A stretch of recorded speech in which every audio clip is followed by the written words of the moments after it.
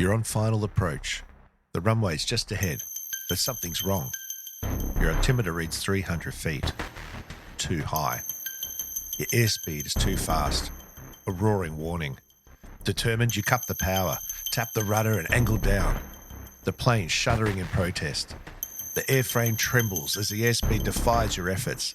The threshold approaches, time slipping away. Gritting your teeth, you dive, but control remains elusive. The runway's end rushes towards you.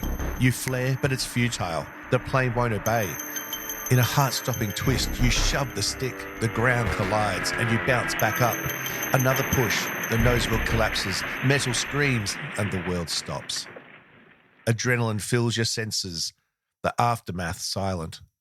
The smell of rubber, the sight of damage, a stark reminder of the fine line between success and catastrophe. Today, we're diving into the crucial topic for all pilots, the importance of making a decision to execute a go-around and top tips to help you avoid them. I'm going to answer all these and more coming right up. So strap in and let's get into it. Standby star 9000, 1013, Kilo 25.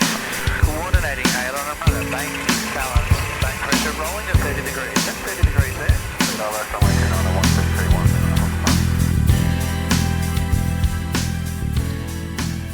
G'day everyone and welcome to episode 91 of the Flight Training Australia podcast, the podcast all about flight training and flying in Australia and beyond. I'm your host Trent Robinson, thank you for joining me. Well, another air show has been successfully completed, this time the Pacific Air Show, the first time coming to Australia. Looks like a lot of people had a lot of fun. It was certainly looking a little bit concerning to begin with. People were worrying about the standard of performers and the quality of the show, but it seems like it all came together well. Some interesting feedback from everyone with the event being successful, and no doubt now proving the concept next one will be even bigger and better. So looking forward to that. If you went, let me know what you thought and share your photos. All right.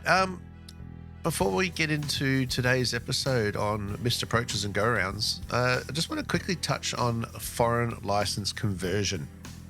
Now, it's sort of an interesting topic to have sort of been tossing up whether to do an episode exclusively for it or not, but I guess I'm talking to mostly people that are already got the license and don't need to do it. But as the question comes up commonly on online forums and that sort of thing, I thought I'd just touch on it quickly just to give you all a bit of an idea of what happens and how it works, so that if you get asked, you have a bit more of an idea on how to guide people. Now, one of the biggest factors in a foreign conversion is students needing to verify, or pilots rather, verify their license details with CASA. And the only way to do that is for CASA to actually contact their country's aviation agency. And this is pretty much where the whole time delay comes. So it's typically not a process that's going to happen quickly. However, you don't need to wait for that transaction to take place before you can start thinking about, doing some study and getting ready. So essentially what's going to happen is there's a form which you can find online, and there's obviously a full CASA website page all about this. And again, I'll put the link in the description for this episode so you can find that easily. And it takes you through the whole process. So in short, 614A is the form that you need. And that's where you put all your qualifications. Now, the only, variation to this is if you are from New Zealand and we have the Trans-Tasman Mutual Agreement in place, which is the TTRMA form, you fill that in instead. And that is more of a agreement between Australia and New Zealand that we are happy that we're pretty much like for like, and you can then operate on your New Zealand Class 1 medical at the initial stages of the rating. To best of my knowledge, that doesn't work for a private conversion. You'll have to go through the normal methods. But for professional, commercial license, it does, because it's all hinged on the New Zealand Class 1 medical. All right. So you fill in the form 4A, and then that goes to CASA. Then CASA is going to go and write to whatever your country's agency is and verify your details. Eventually, once that's all done, you're going to get a letter. And this is why we can sort of get ahead of the process a little bit. The letter's going to state that you need to do the theory exams for the license you're doing as far as air law and that sort of stuff goes. So there's an overseas air law exam. It's called the PAOS, the CHAOS, or the AOS. Unfortunately, there's not a whole lot of guidance in the MOS for this, which is a little bit weird. But essentially, it's the air law conversion. So just to follow the Australian air law topics in the MOS there. And that's the manual standards. And then that's the bulk of the theory. Then it's radio procedures, licensing, that's all covered in the air law. Get flying to standard to be able to then pass the equivalent flight test for whatever you're applying for. Once that's done, Form 61-4B will be completed and filled in, and that's what's going to get sent to CASA. And this avoids the whole need for a training record, because obviously if you need to be recommended for a flight test, you need the training records to do all that. So this 61-4A letter of approval that comes in allows all that to happen, and then the Form 4B gets submitted. All right, so people that are trying to convert can do a fair bit before that letter takes place. It sometimes can take months. My recommendations are, once the form's been submitted and CASA's indicated that they have contacted your agency, is you drive the show and call them up weekly or as appropriate to just make sure they're on it and get it done, because it can drag out depending on who's talking to who. All right. Okay, so hopefully that helps. All right, now today we are going to talk about missed approaches and go-arounds. As I said in the little opening bit there, a little bit of drama for you, but it is one of these things that is just so easily avoidable, of having aircraft damage and hard landings, just the human nature to push and to say, oh, I'm nearly there, it'll be okay, and get it down. And these are the reasons why we have things like stabilized approaches and, being configured by a certain height above the ground. And if not, let's just go around, start again. Anyway, we'll get to that in a sec. I'm sure you've all probably seen a situation like this evolve in front of you. I've seen plenty of aircraft porpoising down the runway, landing on the nose wheel. There's a fantastic video, or horrific video, depending on how you look at it, just going around social media at the moment with the Conquest, like how a Conquest pilot is allowing an aeroplane to do this. But then I've seen airliners and larger military aircraft do exactly the same thing, and just bouncing down the nose wheel, porpoising down until usually the second or third time the nose wheel says, no, I'm out, completely snaps and shears, and the aircraft comes to a stop on the nose. So when it comes to flying, we all know that making decisions is an integral part of the process. The one decision that carries significant weight is the choice to initiate a go-around or missed approach nice and early. All right. Now, this could be for a number of reasons, and we use the term sometimes interchangeably. You have a go-around or a missed approach, but typically a go-around is a visual maneuver, a missed approach is an instrument approach maneuver. All right. So I might use the two terms here, but they are essentially the same thing. So imagine you're on final. Visibility's deteriorated unexpectedly, the wind's changed, the runway's not clear, or your aircraft configuration, more importantly, is just not right.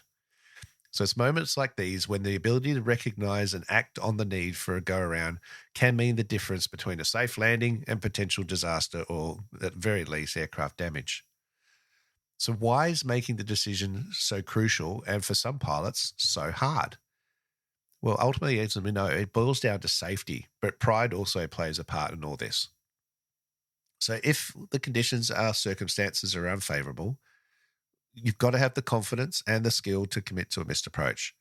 It might feel frustrating to divert from your intended landing, go around, come back around again. People on the ground are watching. There is no lost pride in any of this. This is about safety. And it's your responsibility to ensure the safety of your crew, your passengers, and the aircraft. All right, so here's some top 10 tips to help avoid situations that necessitate a missed approach. And the first one is really good comprehensive pre-flight planning. Now you think, well, hang on, how can I know if I'm going to do a go-around? Well, sometimes go-arounds result from poor planning. So thoroughly researching your destination airport, the weather forecast, the NOTAMs, potential obstructions is paramount. All right. So proper pre-flight planning equips you with the knowledge to anticipate challenges and make informed decisions during your flight. Part of that process as well is doing a good strip inspection on arrival if you need to, or overflying the airfield and making a good assessment. So many pilots feel like, well, I don't need to do that anymore. I'm not a private pilot. I can just come on in and do a straight-in approach. Well, if you've got all the information at hand, that may be the case. But there are plenty of times where just doing a quick, simple overfly, having a look at the airstrip, the windsock, especially if it's unfamiliar, can save you a lot of heartache. All right, tip 2, embrace the stabilized approach. So maintaining a stabilized approach by adhering to the correct airspeeds, descent rates, and obviously good runway alignment. Stabilized approach significantly diminishes the probability of needing a go-around. Remembering, if these perimeters falter, opting for the go-around is the safer choice. The manual standards has our schedule of tolerances that we're aiming for, and these must be adhered to. Especially in smaller aircraft, you're carrying 5-10 knots of extra airspeed on final, it's going to result in a float. This prolonged float leaves you more vulnerable to winds, to wind shear, and also chewing up valuable runway distance. The other thing is, from a human factors point of view, is you may well get away with it in those aircraft because you've got plenty of runway ahead. But if you translate that mental attitude into bigger aircraft later on down the track, you're going to give yourself a scare. All right, tip 3, commit to continuous training. So stay sharp through regular training sessions, proficiency evaluations, your flight reviews, your proficiency checks. Simulate missed approach scenarios and make sure that you handle the aircraft properly and you're dealing with those things. So the process of retractable undercarriage, not manual propeller pitch control. So retractable undercarriage. Do I go flap, gear, flap, flap, gear, flap, flap? What's the combination? How's that going to affect the climb performance of the aircraft, dealing with the initial sink? All right. A lot of pilots will try to do a go around, point the nose to the sky and clean everything up at the same time. Remember, flap is a source of lift. If you dump the lift, you've got to replace it with either angle attack or airspeed. If that hasn't happened, you're going to sink. So it's quite okay to fly level initially, clean the aircraft up, and then adopt the climb attitude. It doesn't all have to happen at once. Tip 4, constantly monitoring weather conditions. So weather can transform rapidly, particularly during approach and landing phases. It's not uncommon at all to have varying wind directions and strengths low to the ground. All right, so diligently monitor weather updates. Check your TAF, check your AWIS, check your ATIS if it's available to you. Otherwise, apps like Windy can give you a very good indication of what the wind is doing. Make sure you're on surface level, then bump it up to 3,000 feet, 3,000 feet, and just see what the wind is doing. This will allow you to adjust your approach strategy. And if things deteriorate beyond your comfort zone or look like they are, have a plan already decided so that you know you've got options. Tip 5, enhance your situational awareness. So developing that strong situational awareness is vital. Acknowledge your surroundings, be aware of potential threats, and be prepared to act swiftly if the situation demands a missed approach. Tip 6, master effective communication. So maintain crystal clear communication with air traffic control and other traffic.